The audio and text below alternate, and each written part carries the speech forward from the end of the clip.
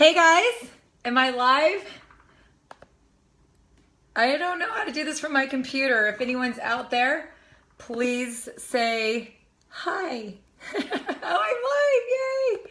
I keep looking because my big computer's over here. I'll show you my little setup. Whoop. I got my notes. I've got my computer. All right, guys, well, I'm excited. This is something that I've been passionate about doing for a very long time. You know, videos just seem so complicated. You know, they seem like if you put a video and it's on YouTube, it's got to be perfect. You got to look great. You've got to, you know, everything's got to be spot on. And I feel like Facebook Live will give me an opportunity to really just be candid and, you know, share with you things that I'm learning and I'm growing that have impacted my life. So I'm excited. Hey, Rachel, T. Honey, what's up, Marilise, Teresa? We're going to get started in just a couple minutes. And as you guys know, Facebook Live is always recorded. So if anybody misses this, then we will for sure have to tag them later. So guys, please go ahead and tag someone. Let them know it's starting. Oh, look it's weird to watch myself like in delay from my phone to my computer. I might have to turn that off. That's going to be distracting. So anyway, guys, well, today we're going to talk about dreaming versus doing. And just quickly, for those of you who don't know me, my name's Tara Wilson. I've been in the industry for 9.5 years. Been having a great time. Built teams of hundreds of thousands in 12 countries, still going, all while raising a family. Let me see if I can grab a quick photo. When I first started, this is what they look like. They were 1 and 7. So any moms out there, life was crazy. And I was, you know, working full-time in mortgage, making a good living, making over 6 figures a year. And so was my husband. We have these fancy diplomas on the wall that did nothing for my, I don't know, maybe my psych degree from Berkeley helped out. I don't know.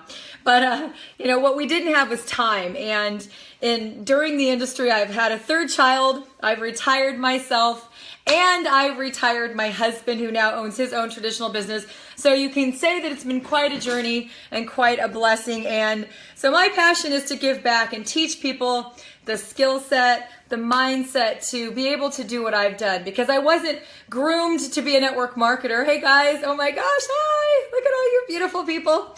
I didn't have any, you know, I wasn't dropped on this earth as a network marketer, and everything I've learned, which has been a hard journey of learning and growing and adapting, has been fun though, right? The person I was 9.5 years ago is not the person I am today. And so one of my passions, besides health and wellness, which I've, you know, always been involved in health and wellness in this industry, is to create entrepreneurs and to give back. You know, the greatest gift isn't achieving, the greatest gift is actually giving, right? Giving it away. You can only get so much, and at some point, the true spirit of love and riches, actually giving it away. So I'm happy to do that. Hi Tina, hi Carmen from the UK. Oh my gosh, I love it. So we're going to talk today about dreaming versus doing. And you know, before I go into like the kind of some meats, like, you know, have you ever thought of what you really want to do, right? I didn't really want to do network marketing in the 9.5 years ago. I was really enjoying mortgage. I didn't know that that was going to crash 3 months later.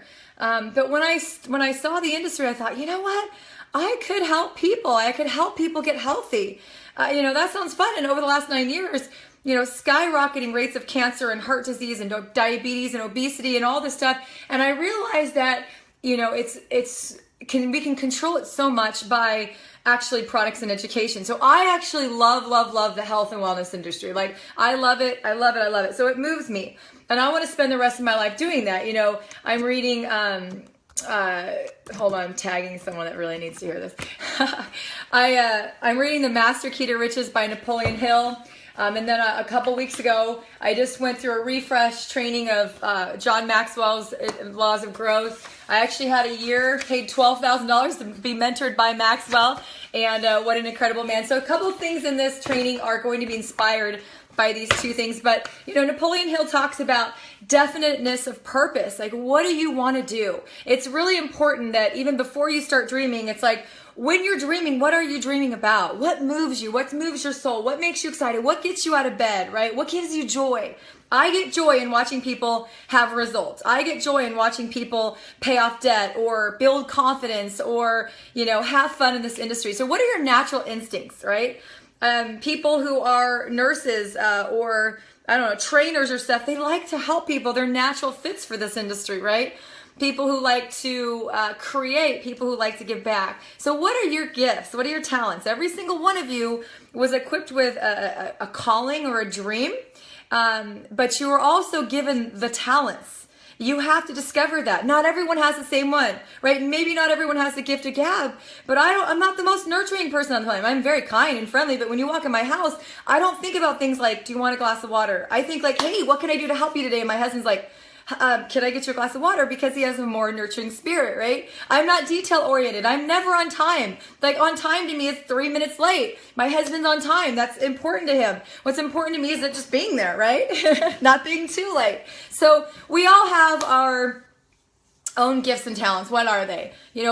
And what do you want to do, right? Do you want impact? Do you want income? Do you want contribution, charity, want recognition? For a long time, I was driven by recognition. I needed that pat on the back. Hi, Chantel. Hey, Eric.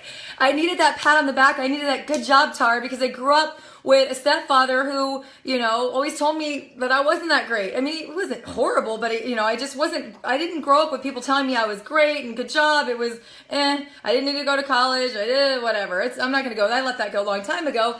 But significance and hearing that pat on the back really drove me for a long time. And then I realized that, it's so much better when you let that go and shift your focus. So now it's more about growth and love and connection and contribution and really making the world a better place. And we all have dreams. It's easy to dream. The dreams are free. That's why everyone does it. When you go to a network marketing meeting, you sign up. Why? Because it's free. It's free to join. I mean, it's not free. It might cost you $500. It might cost you $1,000. It might cost you whatever. It's free to dream though, to sit around and think, what if? What if I could go build a team of 1 million people? What if I could go to, make $5,000 a month or $50,000 a month? We can all cut out magazines and have a dream board. That's free. It's easy to dream. But dreams are absolutely imperative. We all have dreams, and the world and all the advances started with dreams. Technology, art, music, movies, professional athletes, everything that you're surrounded by was all a dream. It was in someone's head. So dreams are what makes the world and progress go forward. We have to have them. But there's one major difference. There are dreamers, and then those are really cool people. They have great ideas, but then there's doers. And those are the people who move the world forward. Those are the people who make a difference. Those are the people who, gave us medicine and art and science and, even religion, everything. Those are the people they're the people who are living their dreams, but they took action. And, everyone's free. They always say the dream is free, the hustle's sold separately. And I think people really need to take that to heart.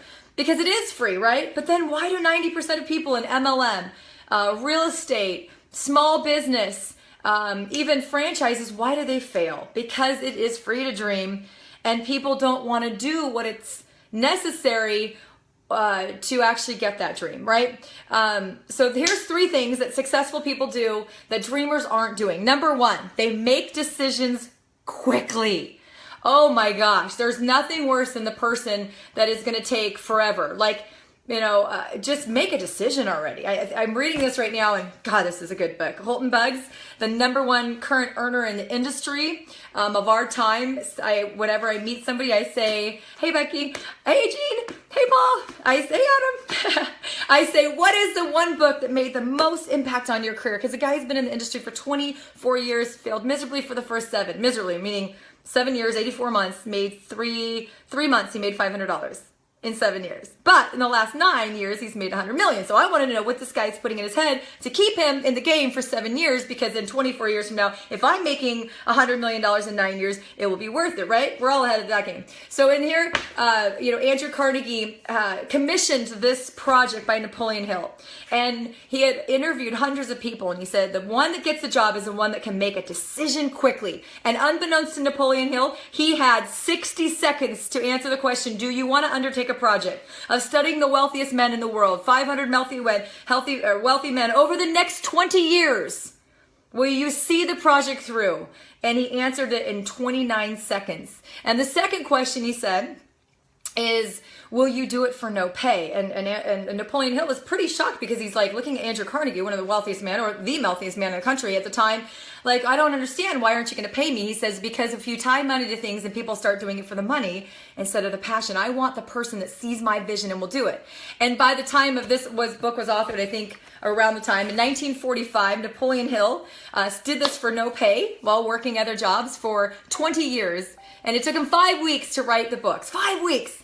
And in 1945, he had made $3 million just from those. Now, if today's income, like if you adjust, it would be $40 million.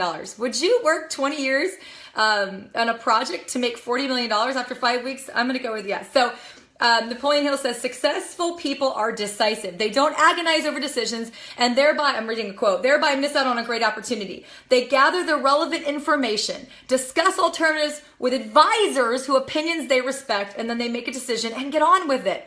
Indecision creates the worst kind of paralysis, and left unattended can permanently damage you and your organization. If you have trouble making decisions, remember there are few decisions that are irreversible. If you later discover you're wrong, correct your course and move on. Guys, one thing my husband thinks I'm crazy, because I'll be like, I'm going to do that, and I just make a decision, I go. I'm kind of like, woo! And he gets a little nervous by that. He likes to think things through, because he's a green. He's an emerald. He's like, oh, we gotta like read all the things. And I'm like, no, it's a feeling. It sounds great. I see the vision, right? And I've made some pretty good decisions. You know, my last company I was with, I made a decision very quickly and ended up doing 160 million in sales, you know, with a weight loss, because I saw obesity, weight loss, right? Obviously, then some things changed and we need to make a decision. And then I made a decision a year ago to join LifeVantage, and it's changed my life, right? Because I saw the science, I saw the people, I saw retention. There's only one thing that made me join my, one thing, it was retention, right? We don't need to go into that. So, John Maxwell said, opportunity is never lost. Oh, this is a good one. Someone else will find it, and it's the person who got started. So while some people are sitting there making decisions, other people are taking action. And remember that everyone on your list, oh, MLM world, is on somebody else's list. And you know what? Nothing's worse than the person that calls them and you said, I should have called them, right? Everybody on your list is somebody on somebody else's list too. The person who calls them first, who takes action, who gets out of their comfort zone, is going to do better than the one that's dreaming about calling them. There's a chicken list for everyone. You know what? Just imagine them in your business. All right, successful people. Number 2, they're willing to pay the price. People always say, Tara, I want what you've got. And I say, oh, but are you willing to do what I've done? I have missed some of my kids' sports. I've traveled. I've slept on Barbie beds and Scooby beds and couches and dog jumping on me in the middle of the night. I've slept in hotels. I've gone to Europe by myself, which was actually kind of scary, like 8 times. I've just done it all by myself. Like I just go. Right? And I've sacrificed. I used to get up in the middle of dinner, which I now know is more of a mistake. Anybody can wait 10 minutes, right? I've taken 3-way calls at weddings. I've taken them at funerals. I've paid the price, right? I hustled my tail off for the first 8 years in network marketing. I'm still working every day. And I've gone on vacation, but I've probably not touched my business less than 30 days total in 9.5 years. Most people let seasons. My mom was in the hospital for 5 weeks from diagnosis to death, right? At 65, which is another reason I'm passionate about health. And I didn't even take off time. I sat there on my laptop while she slept, growing, learning, reading, connecting, social media, talking to my team. I remember, actually, this is ironic. Oh, this is really ironic. I remember teaching this on a daily power call, this lesson in the parking lot of the hospital when my mom was dying. How easy would it for me to be like, tell my team, hey guys, my mom's dying. I'm going to take 5 weeks off. And everyone would have been like, oh yeah, we understand. But you know what? I didn't. Why? Because my purpose, what drives me every day, kept me going through the hardest time of my life. Because my purpose is going to supersede her life. And she was proud of me. And I'm proud of me. And I'm making a difference in the world. So I don't let anything get in my way. You gotta pay the price. Nobody ever said this was gonna be easy. In fact, to be an MLM top earner, it will be the hardest thing you ever do. I mean, I have a lot of friends that call me in the industry and they're like, oh, this is hard. Man, when I was just in your team and I was just a person in your team, this was easy, man. Stepping up in leadership, shoot, this is what you go through? Yes. But anything worthwhile is never easy, you guys. You got to pay the price. You will be stretched. You will be rejected. You'll be quit on. You'll be ridiculed. You'll fail and you'll be avoided by your friends. Oh, and that's, by the way, just in your first week. You gotta, most people, they say it's a 4 to 5 years to a 6-figure income. Most people don't last 4 to 5 phone calls. In fact, I have a great statistic here. It's, I don't know, somewhere here. I should probably have had it handy, but it's so funny. It's like, oh my gosh, I can't remember what it said. It was so good. Something about, oh, here we go. If you stay in the network marketing industry for, shoot, I lost it. Anyway, so something like you have a 90% chance of being a 6-figure earner if you stay in the industry for 5 years or 10 years. Like sometimes you just have to outlast people, but people who are successful fail again. They put in the time, they go the extra mile without pay. You pay full in advance. See, there's so many people in the world that they're programmed to, they want instant results. They want instant gratification. Sometimes you're going to have to sow seeds and sow seeds and sow seeds and pay for the price and pay the price full in advance before you ever even get a return. You may be working your tail off and not see it, but someday you're going to see a return, and that will feed your belief, and then you'll go harder and you'll get better and you'll improve and you'll get better mentorship and you'll start sounding better because the words that come out of your mouth, everyone's like, the other day someone's like, oh, you're natural. No, I'm not a natural. I've been saying this thing that I'm telling you every day for the last year, probably 800 times. If I'm not good after 800 times, I probably need to change careers. So I sound natural, and if you will sound natural too if you keep doing it, the choices and what you've paid for is enough to get you exactly where you are today. To go further, you're going to have to give more. You're going to have to be more. You're going to have to grow. You're going to have to do more, right? Because if you have everything you need right now to go where you want to go ultimately, you would already be there.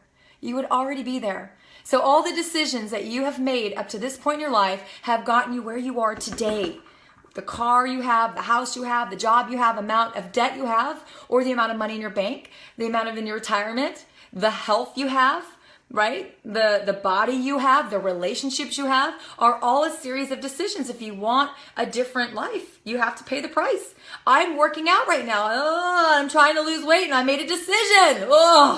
And I'm paying the price. I'm not drinking alcohol. I'm not having sugar. I'm not having bread. And it's so hard. I'm paying the price. But you know what? I'm going to see results. Everything worthwhile. But when I'm on the beach in Hawaii over Thanksgiving, I will be so excited that I paid the price. Right? You're going to have to pay the price, guys. Everything where you want to go is worth it. You have to pay the price in full, in advance, without instant gratification. Number 3 of successful people, they're consistently taking action. Again, a dream is nothing until you take action. A dream is nothing until you go and put your work behind it. This is the hardest for people. It's doing what you need to do. Self-discipline is doing what you need to do, especially when you don't feel like doing it. When you're grumpy, when you were just rejected, when you're, discouraged. Get around people who are happy. Get around people who believe in what you believe in. Go read an article. Like, I don't have to do anything to motivate myself because I've read thousands and thousands of testimonies of what my products are doing for people. I've taken them myself. I've watched single moms become millionaires in the last 9 years on my team. Like, I know that, this works, right? So do it consistently. It's the person who wins isn't the one who does it the most. It's the one that does it the most consistently. I'll tell you, I wasn't killing myself for the first 8 months of network marketing. I had 40 hours a week, 2 kids, full time. I mean, come on. I was doing this 1 or 2 nights a week, but I did it every week. In fact, the first time I missed a week is because I won a cruise for all the accomplishments I had, but I wasn't killing myself. I wasn't out there 3-4 nights a week, 1 or 2 nights a week. But it was consistent. I would call until somebody would put me in their living room. And then I would find someone on the next party to do it and be in their living room. And I walked around with a video of 2 pages of notes and a whiteboard for 2.5 years. But I made $314,000 my first full year in network marketing.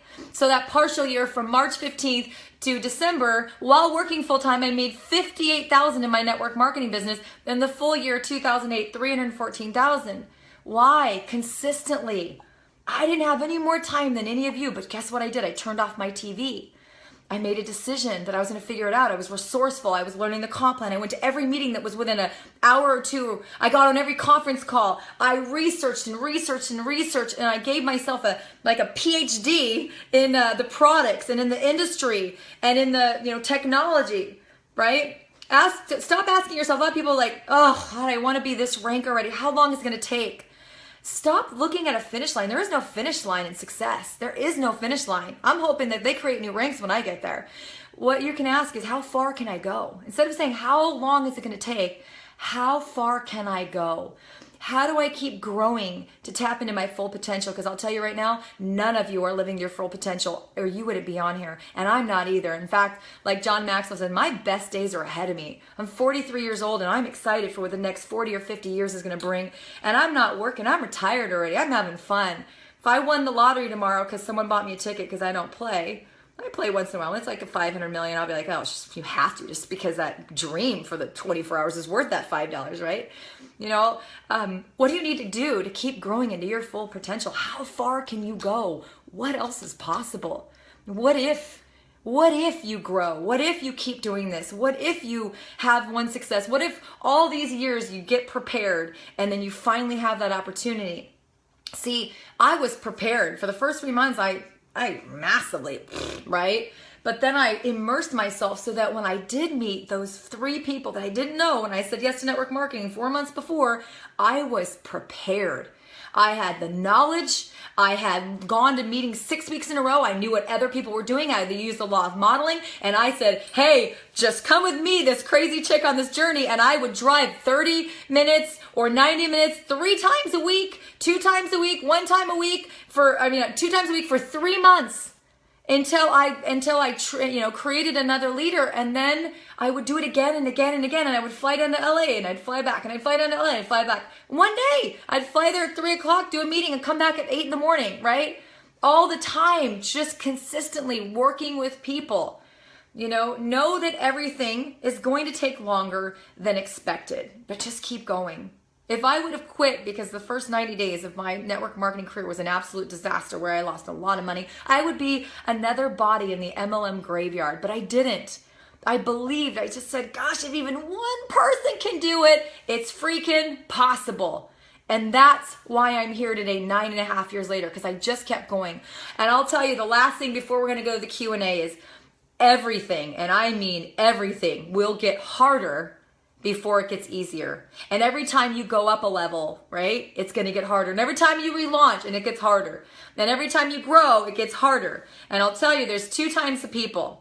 They either break or they break through. You're going to stretch yourself, and you're going to stretch yourself, and you stretch yourself. When I stretched myself, and I remember the month before I quit my job, when I was doing this full time, I was sad. I remember driving 90 miles each way, and nobody showed up. And I called my sister on the way home, and we were crying, and we're like, is this going to be worth it? And I remember a couple days later, my mom's like, are you that greedy that you're doing this for money, and you're only making a couple $100 a month, and you're away more from your babies? And I said, Mom, trust me. And then a month and a half later, I quit my job, and I've never gone back to work, and I spend more time with my kids than most parents do. But it got hard, and a lot of people will break at that point, and they'll give in to their mother being mad, or they'll give in to their fear, or they'll give in to their sadness, or they'll give in to the criticisms from all the couch critics out there, all the Uncle Joes that tried Amway in 1967 and failed, right? But you either break or you break through. And I just continued to break through my entire career, no matter how hard it got. I almost quit another couple years ago too, and things got rough, and my last company was falling apart. Leaders were leaving me. It was hard. I almost broke, and I cried. And I remember thinking, I'm quitting the industry. And then I'm like, oh, I'm just kidding. I mean, my best year in the industry, I made $825,000. Where the heck is a mom of 3 kids going to make $825,000 without a neurosurgeon degree, right? So I'm like, oh, I'm just kidding. I'm not. And I broke through again. And here we are today. I love my team. I love my life. And I'm telling you, this is the greatest industry in the world. And if you believe this is the greatest industry in the world, I want a big love button. All right, so MLM Graveyard. All right, guys, so many people. I'm going to try to keep up. Questions. We are going to go to questions and answers, and I'll stay around for another 14, 15 minutes. I would love your best questions to share with the group. No silly ones, please. No sarcasm. Come on, let's keep it professional. Oh, I love the love buttons. Oh, you guys want more of this? Do you want more Lunch and Learns with Tara? Do you want more of this? Because I can't keep it inside. When I learn, I gotta give it away. It's just like, it kills me to keep it inside. So I think you're gonna see a lot more of these. Okay, so there's a little lag in this. If you guys want to private message me, I might get questions faster. So let me know if you have questions, because, okay, what is the #1 book you recommend to a brand new person in the industry? That's a great question.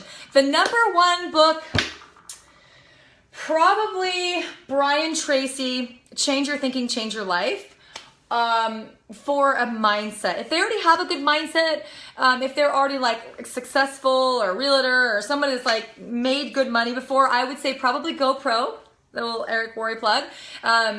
GoPro, I'll give you my top 5. How to Change Your Thinking, Change Your Life by Brian Tracy. Think and Grow Rich, although I think I'm going to replace this with Think and Grow Rich, but same author. This is easier and this is way cooler. GoPro, Go for No. Oh, Go for No is such a good book. Quick read, takes you about an hour to read it.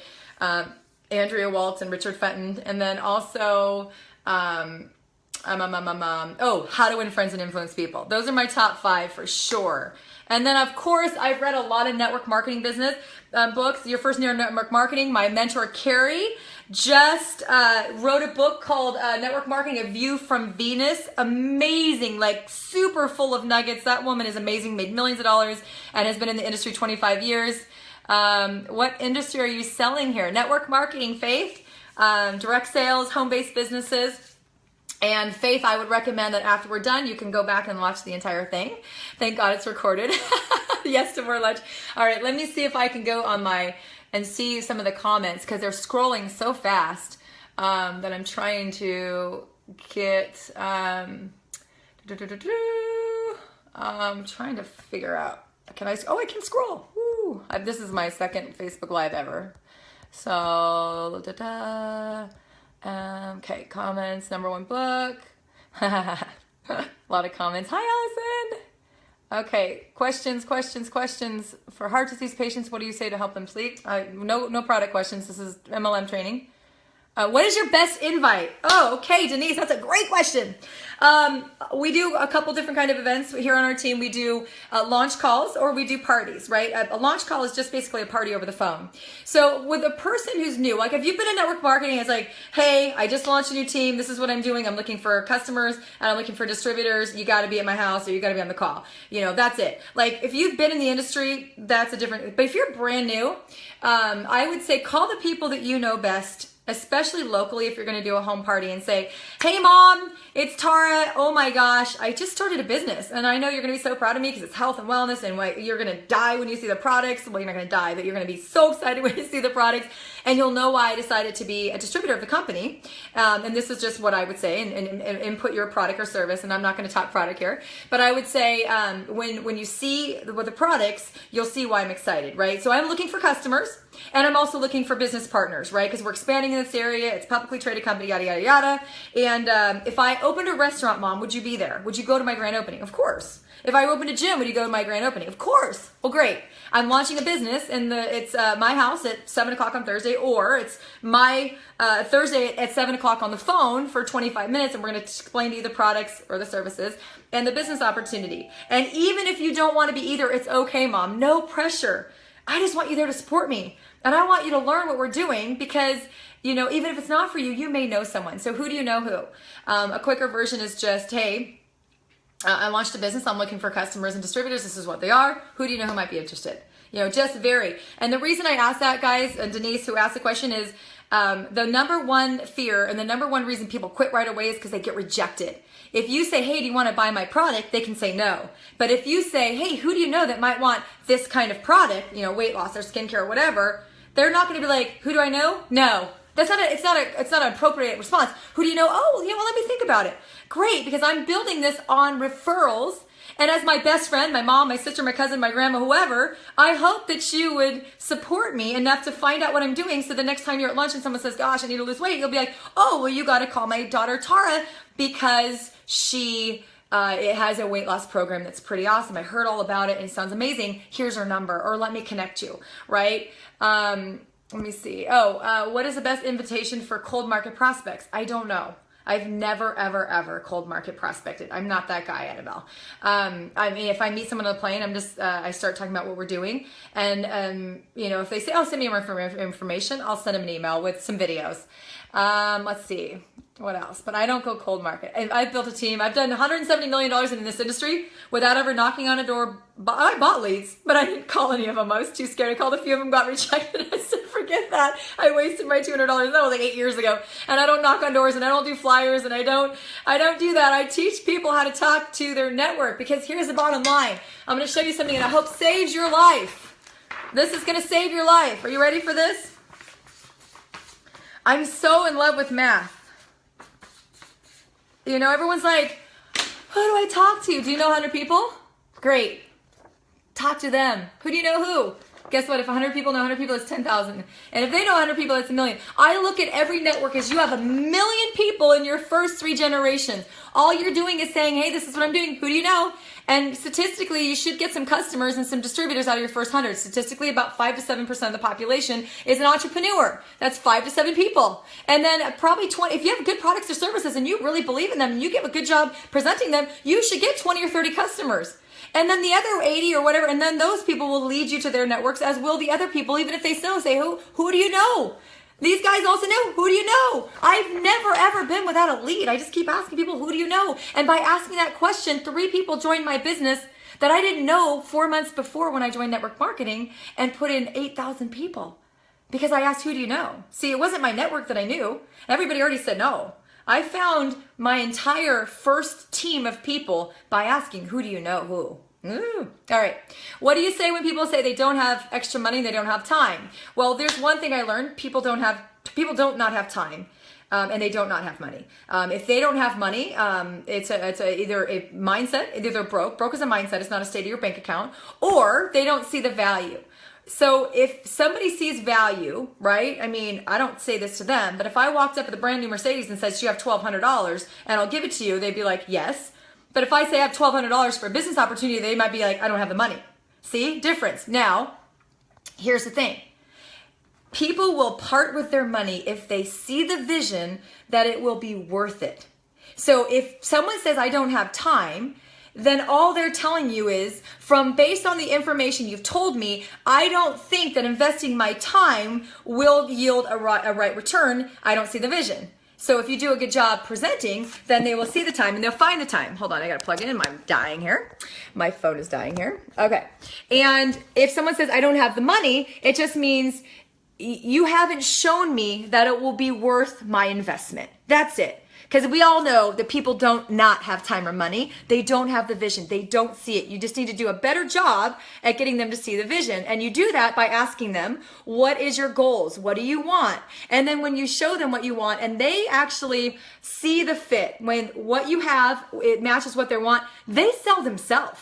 You just have to paint vision, and you can only see a lot of people go and they're like, this is my product, this is my product, this is my product, this is my business. Don't you see it? Don't you see it? Don't you see it? And they're like, ah! Why don't you stop and ask questions? What do you want? What's wrong with your health? How are you feeling? What is your debt like? What is your plan to pay off that debt? All that stuff, right? And then all of a sudden you say, this is my story. That stories sell more than anything in this industry. Stories are selling. So all you have to do is find out what their need are. And then you say, oh my gosh, I had that exact need, or oh my gosh, my friend had that exact need. See, all the network marketers out there, this is my favorite quote. You can lead a horse to water, but you can't make him drink. And all these network marketers are just leading a horse to water, dragging them to the video, dragging them to the presentation, dragging them to a call, and prospects are like, they're like, I don't even know why you're dragging me here. What? Your job is not to drag the horse to water. Your job is to make the horse so thirsty it's begging you for the water. Oh, you want to get out of debt? This was I did. This was my story. This is how I did it. You want to go and have a life that you can be with your kids? Let me tell you my story. Oh, you want to get healthy? This is what I did.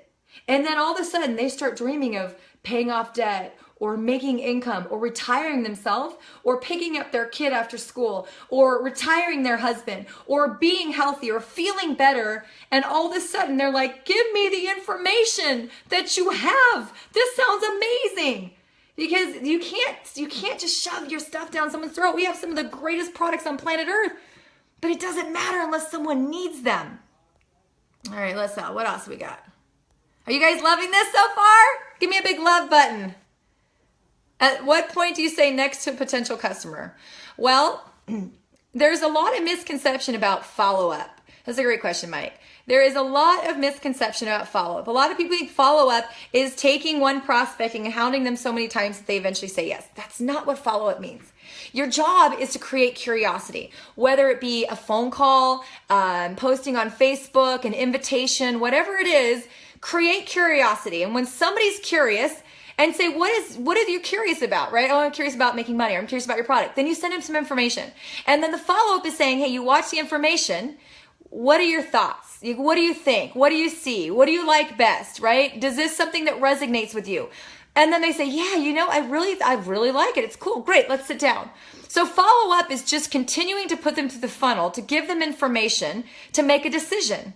And if they haven't made a decision, it means they don't have all the pieces. They don't have all the decision-making pieces. So you have to keep finding out, hey, you said you wanted to be a customer and you said you lacked energy or sleep or you wanted to lose weight, but you haven't ordered. I'm guessing there's something that I haven't talked to you about. Or you said that you wanted to join the business. You said you wanted to pay off debt. You said you wanted to be, a stay-at-home mom, but you're not joining. So I got to find out, what have I not told you? What are you missing? What is the information that you need to know? Right? So Mike, as long as they're, and anybody, as long as they're still in your funnel saying, yes, I want more information, then you follow up with them until they say yes or they die. If they say, no, I'm not interested, go fly a kite, then you let them go. But just say, hey, just remind them, hey, you're the one that said you're interested.